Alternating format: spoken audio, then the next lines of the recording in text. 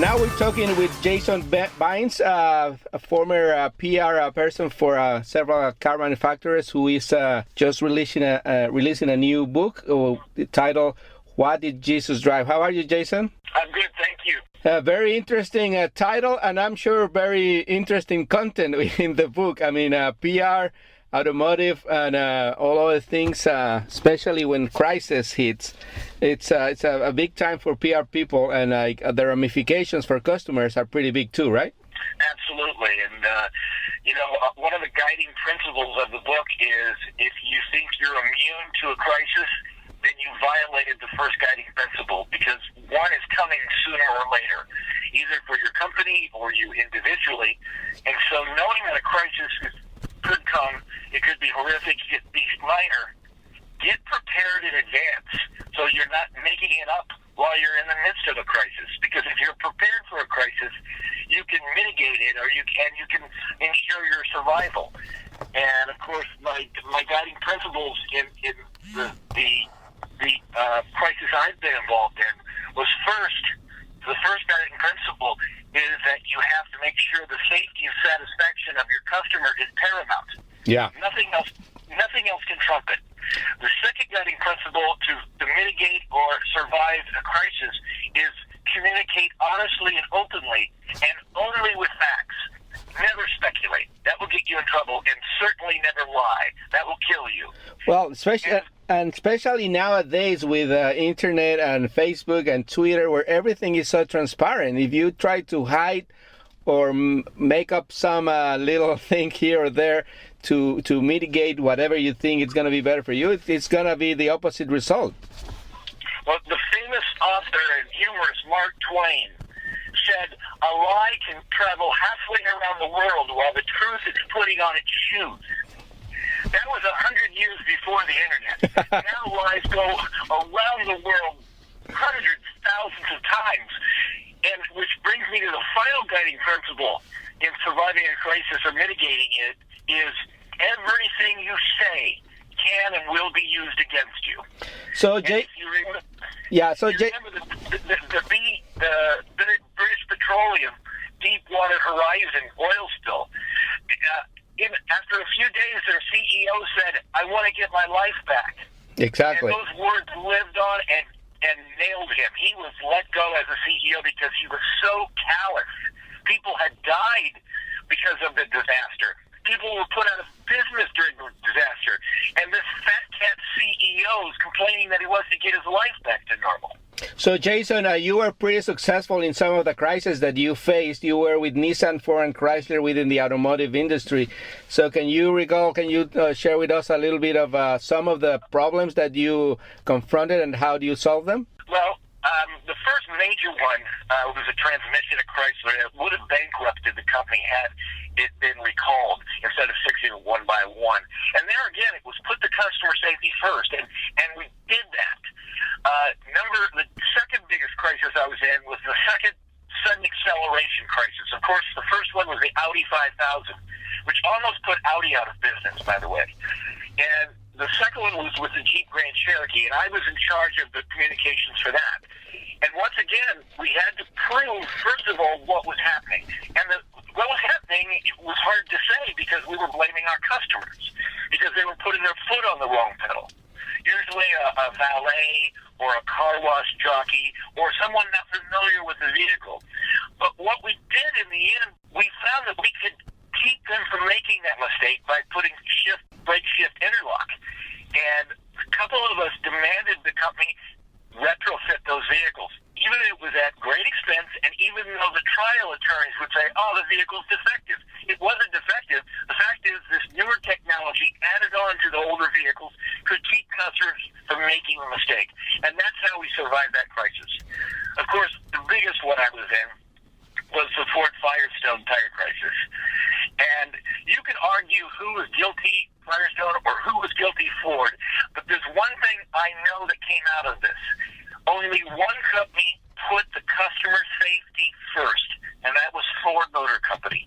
The second recall of Firestone tires, Ford did by themselves. Firestone didn't help at all. And I'm proud of that work at Ford, and that's the company that fired me. I got fired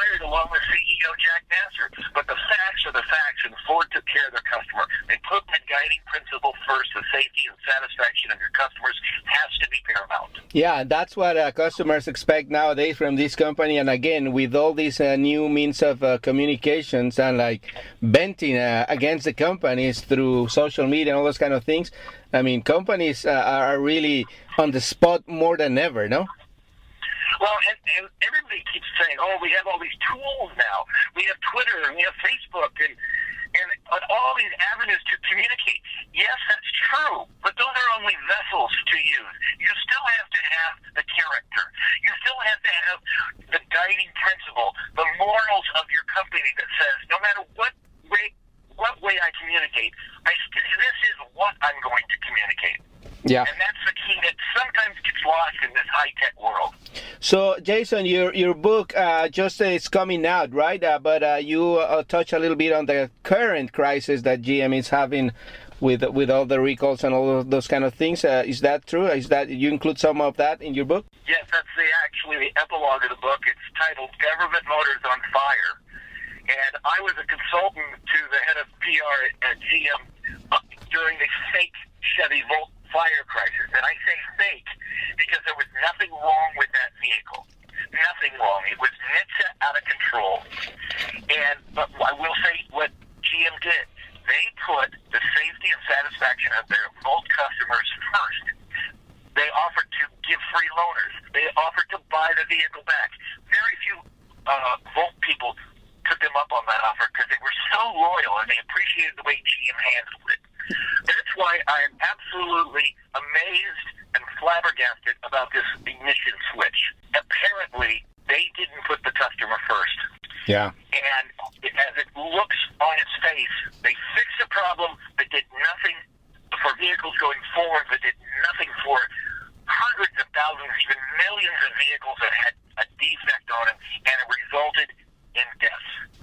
And I've heard GM spokespeople say, "Oh, this is mostly behind us." No, it's not. Yeah. I don't believe they're halfway through this crisis because the plaintiffs' attorneys are going after them, and 45 of the 50 attorney generals in this country are investigating them.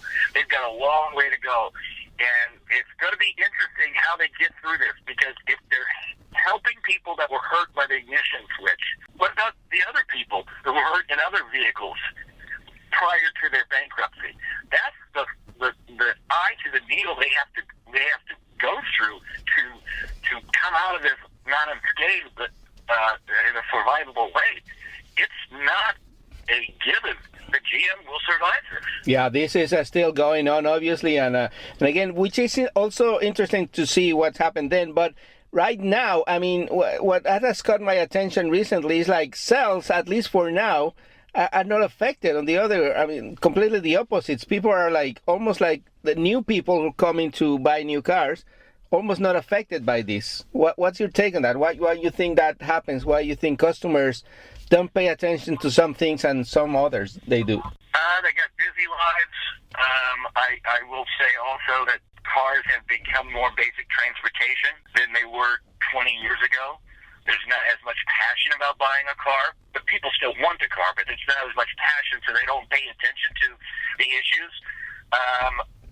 As I hear on conservative radio, there's a lot of low information voters out there. I go back to the crisis we were in the mid-'90s when airbags, they were afraid that kids were going to be killed because of dual airbags. Yeah, I remember that. And USA Today projected 2 kids a week were going to be killed.